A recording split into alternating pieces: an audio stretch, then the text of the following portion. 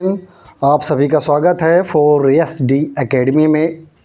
Agriculture का जो content है उसमें पशुपालन चल रहा है। पशुपालन में ये लेक्चर 7वां है।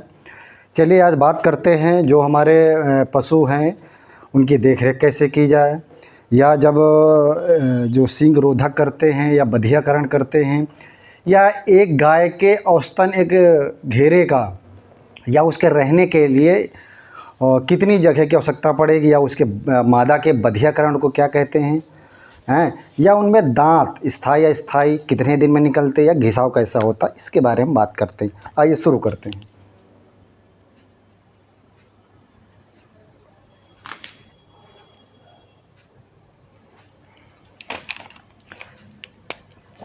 क्या है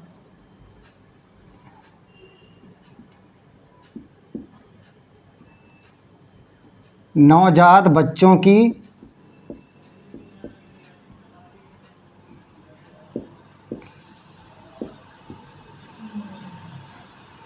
देखभाल।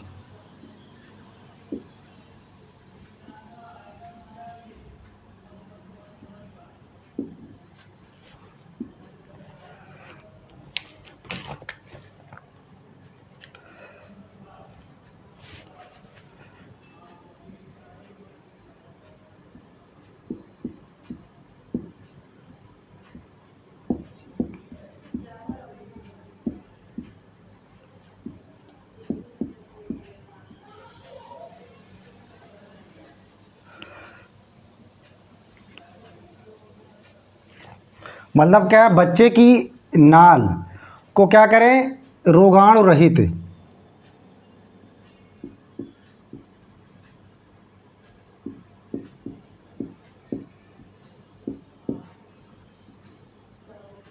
रोगाणु रहित कैंची से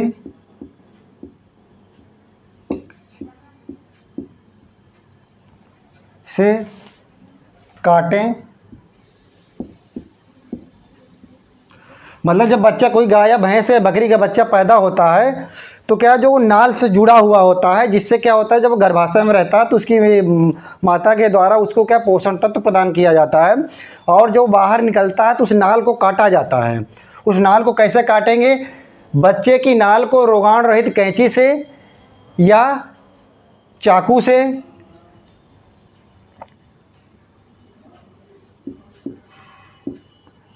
या कोई धारदार रोगाणु रहित चाकू से काटें, और फिर क्या करें, टिंजर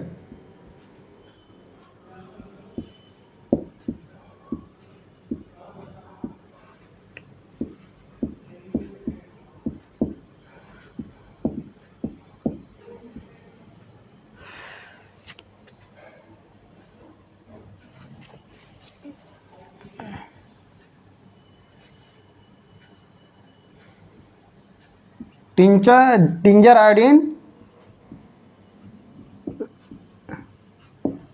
लगा दें। ये नाल हमने काटा 10 से 15 सेंटीमीटर दूरी से हमने काटा, तो यहाँ करें हम टिंजर आयोडीन यहाँ पे लगा दें।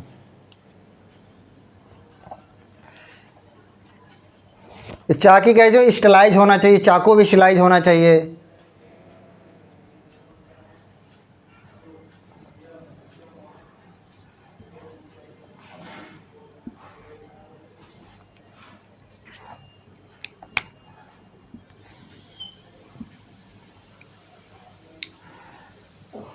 अब बच्चा अगर 30 मिनट में खड़ा नहीं हो पा रहा है, मतलब पैदा हो गया 30 मिनट तक खड़ा नहीं हो पा रहा है, तो उसे तुरंत सहारा दे के खड़ा करना चाहिए।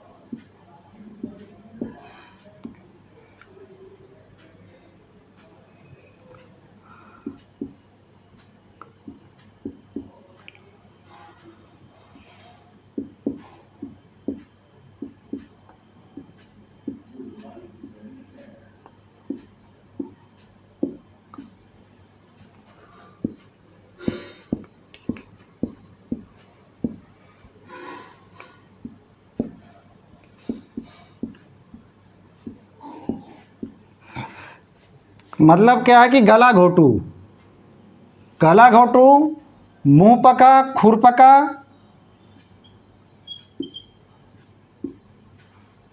के टीके लगवा दें।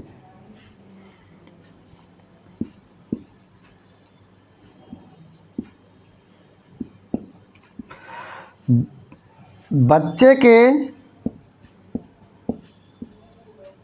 पेट में कीड़ों को बचाने के लिए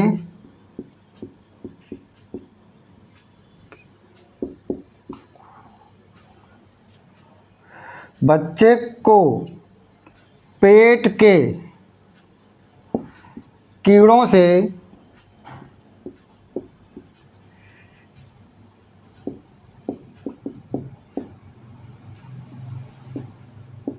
बचाने के लिए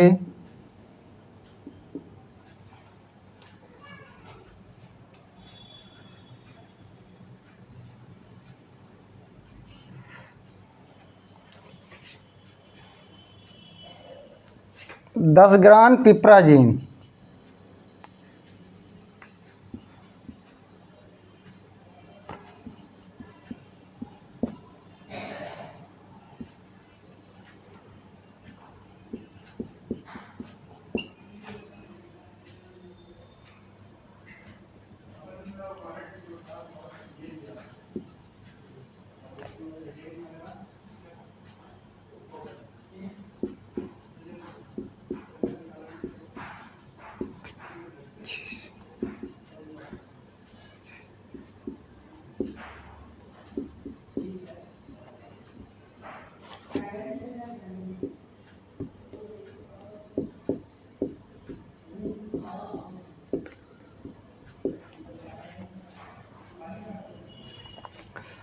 अब क्या कह रहा है? रोगाण रहित कैंची रोगाण रहित होनी चाहिए, चाकू से काटें, चाकू रोगाण रहित होनी चाहिए, स्टलाइज होना, चाकू या ब्लेड जिससे भी आप काटें स्टलाइज होना चाहिए।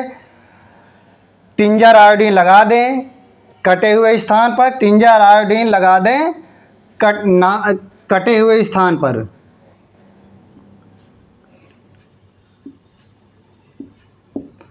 कटे नाल पर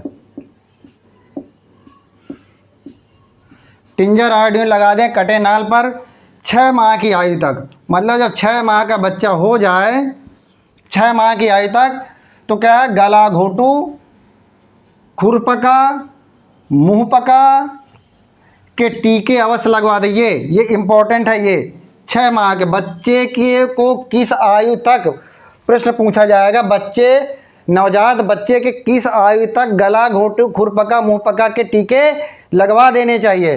तो ऑप्शन आएगा 6 माह के अंदर तक। फिर कहा है कि बच्चे को पेट के कीड़ों से बचाने के लिए, नवजात बच्चे होते हैं उसमें कीड़े पड़ जाते हैं पेट में, हैं, जिससे उनका डाइजेस्टिव सिस्टम या उनका जो खाना खाते हैं उनके शरीर में नहीं लगता। तो क्या है, पिपराजिन 10 ग्राम, पिपराजिन 10 ग्राम ये पिपराजिन और 30 ग्राम फिनोचिस मिलाकर पिला दें। अगर इतना मिला के पिलाएंगे तो क्या होगा, बच्चे जो पेट में किसी भी बच्चे के पेट में कीड़ा रह जाते हैं, एनिमल की बात कर रहा है, एनिमल केसेस की बात कर रहा है।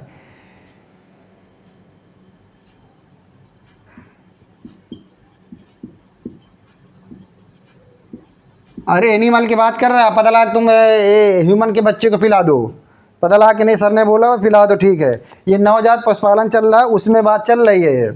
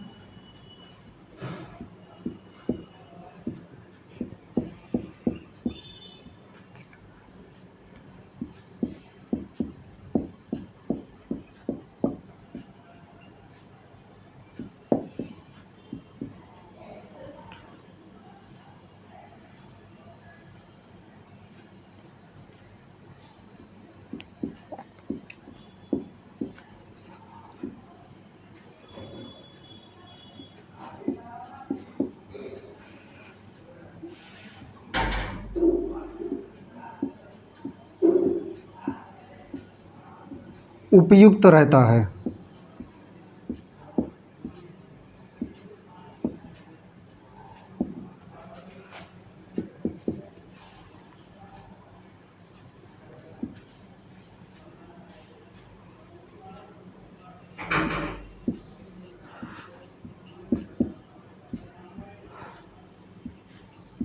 पशुओं में 1 से 1 दशमलव मंथ की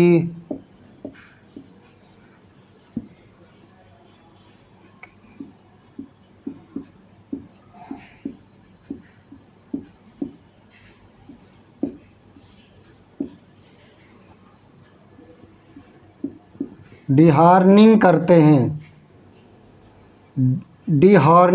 हैं।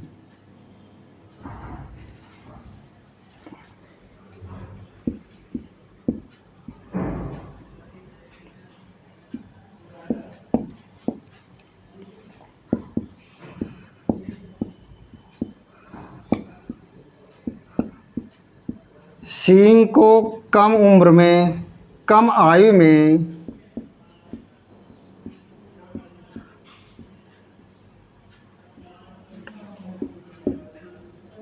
हटाना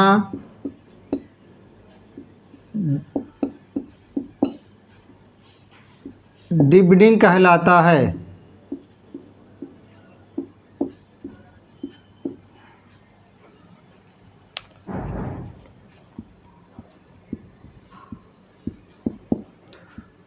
पशुओं को सींग रहित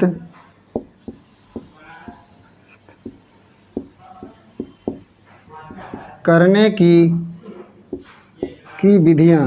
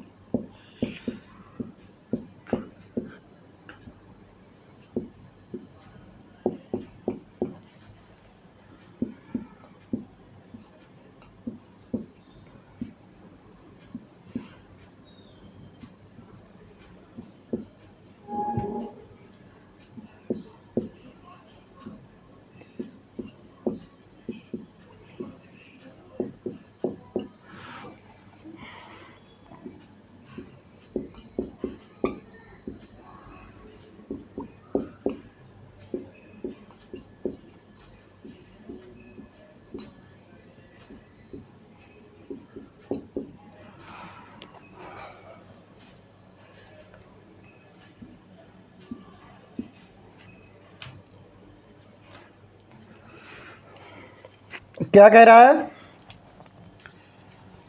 कि पशुओं को 1 से 1.5 माह की आयु में डिहार्निंग का मतलब होता है कि सींग हटा देना। सींग हटाने की प्रक्रिया को हम डिहार्निंग बोलते हैं। देखा होगा कोई भैंस या गाय की बड़ी बड़ी सींग रहती है तो एक जानवर दूसरे जानवर पे अटैक कर देते हैं, पेटे फाड़ डालते हैं। हाँ, झगड़ा हो गया, लड़ गई एक भैंस दूसरे भैंस से, क्या हुआ, बड़ी सींग है, मार दिया, पेट फट गया। या इन केसेस देखने को मिला, गाय सड़कों पर उठा के फेंक दे रही हैं। हाँ, पता लगा पहले से सींग से पेट फट गया आदमी का, फिर क्या उठा के पटकने से हड्डी टूट गई। तो क्या उसके लिए डिहार्निंग करते हैं। हाँ, डिहार्निंग मतलब सींग निकालने की प्रक्रिया को, ये सींग हटाने की प्रक्रिया को डिहार्निंग करते हैं। उसकी उम्र क्या रहती है, 1 से 1.5 माह। सींग को कम आयु में हटाना मतलब कम आयु में हटाना डिब्रीडिंग कहलाता है। डिब्रीडिंग कहलाता है। डिब्रीडिंग कहलाता है। सींग को अगर कम उम्र में हटा दे रहे हैं उसको डिब्रीडिंग कहलाता है। हाँ, अब बात आते हैं अगले टॉपिक, बात आते हैं पशुओं को सींग रहित करने की विधियाँ। भैया पशुओं को सींग रहित करेंगे तो भाई उसके लिए विधि चाहिए, ऐसे तो हथौड़ा से तोड़ नहीं देंगे, ऐसे पकड़ के उखाड़ देंगे नहीं। तो उसके लिए क्या विधियाँ चाहिए। विधियाँ क्या, पहली विधि क्या, कास्टिक पोटास की छड़ रगड़ कर। एक कास्टिक पोटास की छड़ आती है और उसको जब बच्चा छोटा ही होता तभी से उसको वहाँ पर रगड़ देते हैं, तो क्या है उसकी ग्रोथ क्या है, सींग के रुक जाती है, इतनी नहीं हो पाती है। पहला हो गया। दूसरा होगा इलिस्ट्रेटर, इलिस्ट्रेटर द्वारा। तीसरा होगा आरी द्वारा। देखा होगा जो मेले पशु मेला लगा होता है वहाँ सींग काटने वाले रहते हैं और आरी से काट देते हैं। कभी देखा हो दो भैंसें लड़ जाती हैं और सींग आपस में ऐसे फंसा लेती हैं, सींग फंसा ली, इसके बाद आरी से उसको काट देते हैं। तो पहले से आरी से काट दिया या बढ़ती रहती, थोड़ा थोड़ा काटते रहते हैं। अब चौथा क्या है, विद्युत डिहार्न द्वारा, मतलब बिजली के द्वारा उसकी ग्रोथ को रोक देना, क्या कहलाएगा, विद्युत डिहार्न कहलाएगा। प्रजनन द्वारा, प्रजनन द्वारा क्या कि भैया जैसे क्रॉस करके कोई सींग, किसी की सींग नहीं निकलती, किसी सींग निकलती है, उस क्रॉस के मतलब जेनेटिक मटेरियल के तौर पर उनमें क्रॉस करके फिर उनमें क्या है कि उसको रोका जा सकता, पर ज़्यादा कारगर ये नहीं हो सकता है। इसके लिए सबसे बढ़िया नहीं होगा कास्टिक पोटास। बढ़िया रहेगा, जानवर को भी तकलीफ नहीं होगी, शुरू में हो जाएगा और आपको तकलीफ नहीं होगी।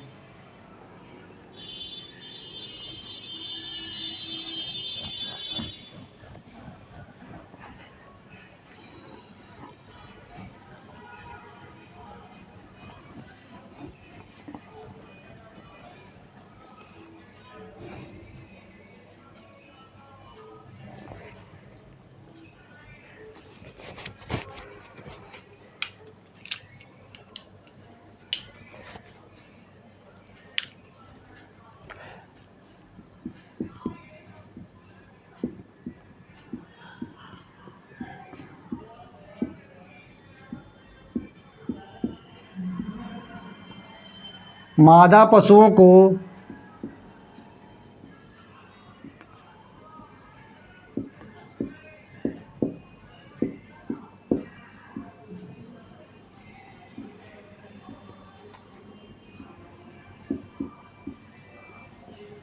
स्पेइंग कहते हैं।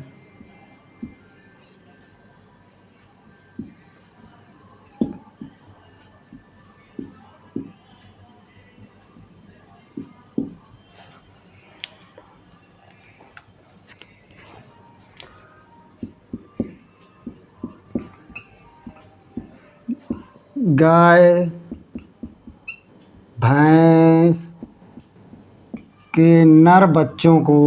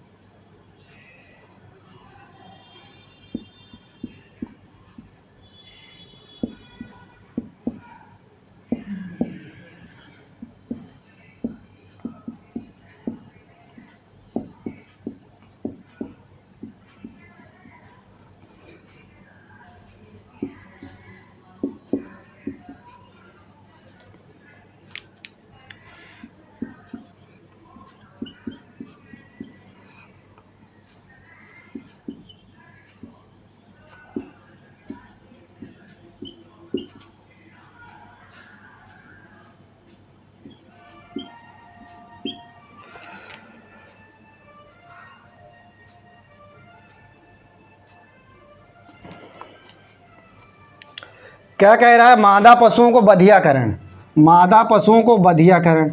और भैया दिमाग में आया होगा कि मादा पशुओं कैसे बधियाकरण करेंगे, पर होता है। जिस तरह वर्डिजो कांस्ट्रेटर होता है मतलब कि मेल के लिए, भैंसा के लिए, बछड़ा के लिए, बकरा के लिए, भेड़ा के लिए होता है ना, गांव में होता है, गांव में दो तरीके से कर देते बधिया। पर इसके जो मादा पशुओं को बधियाकरण को क्या बोलेंगे, स्पेइंग बोलेंगे। उस ये इम्पोर्टेंट है, मादा पशुओं को बधियाकरण करने की विधि है या स्पेइंग, जो किस प्रकार के पशुओं के लिए बधियाकरण है, मादा के लिए है कि नर के लिए या दोनों के लिए, इनमें सबसे कोई नहीं, तो क्या होगा, मादा पशुओं को बधियाकरण क्या कहलाता है, स्पेइंग कहलाता है। फिर अगली बात क्या आती है, गाय। गाय हमारी माता है, दूध दही का नाता है। गाय भैंस के नर बच्चों को बधियाकरण 1 से 2 मंथ के अंदर आएगा कि नर पशुओं को बधियाकरण की सही उम्र होती है, ऑप्शन में रहेगा 4 माह, 5 माह, 6 माह, 1 साल, 1 से 2 माह, तो उसमें सही जवाब होगा 1 से 2 माह, 1 से 2 माह। भेड़ बकरे के नर बच्चों को बधियाकरण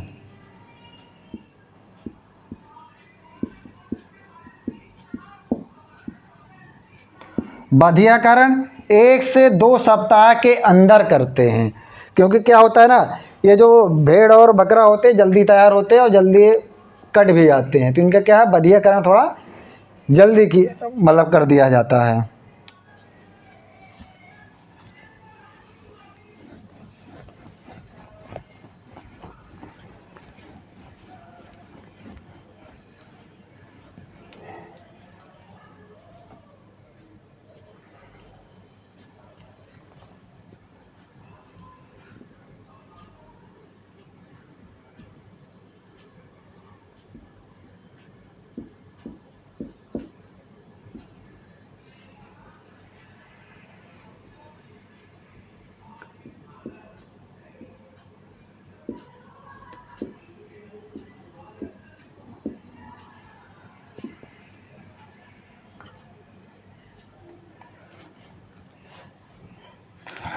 अगली हेडिंग क्या है, अस्थायी कृंतक दंत।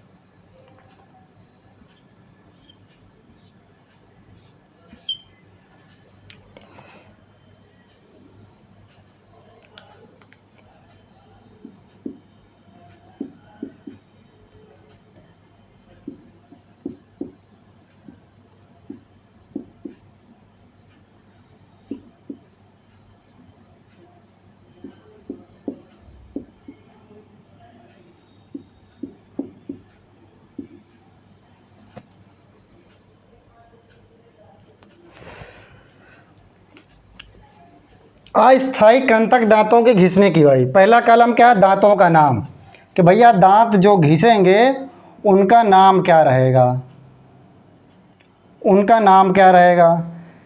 केंद्रीय कृंतक दंत, केंद्रीय कृंतक दंत जो अस्थायी होते, निकलने की आयु कितनी रहेगी, 1 से 7 दिन में ये बच्चा ब्याएगा, 1 से 7 दिन में ये निकल आएंगे। भैया निकल तो आएंगे, घिसेंगे कितने, निकलने के 10 माह में ये घिस जाएंगे, हैं 10 माह में घिस जाएंगे। फिर क्या है, मध्यवर्ती दंत, मध्यवर्ती कृंतक दंत होगा, मध्यवर्ती कृंतक दंत, मध्यवर्ती कृंतक दंत 7 से 14 दिन में ये आयु में निकल आएंगे बच्चा ब्याने के, 15 माह में घिस जाएंगे, ब्याने के 15 माह में घिस जाएंगे, 7 से 14 दिन में निकल आएंगे। पार्श्वी कृंतक दंत, ये क्या है, 14 से 21 दिन में निकलेंगे और घिसेंगे कितने, 18 महीने में ये घिस जाएंगे। कौन कृंतक दंत, ये 21 से 28 दिन में पशुओं में निकल आते हैं और 21 माह में ये घिस जाते हैं। कभी कभी 21 माह नहीं लिखा होता, लगभग 2 साल लिख देता है। कभी कभी है ना 1.5 साल लिख देता है, साल लिख देगा, तो कन्फ्यूज मत होइएगा, है इस तरह में कन्फ्यूज मत होइए कि 15 माह नहीं, कभी कभी 1 साल लिख देता, तो इसके लिए कन्फ्यूज मत होइएगा, क्योंकि क्या है 18 माह, 18 माह का मतलब 1.5 साल होता ही है। ये हो गया क्या, अस्थायी। अब बात करेंगे स्थायी कृंतक दंतों के बारे में।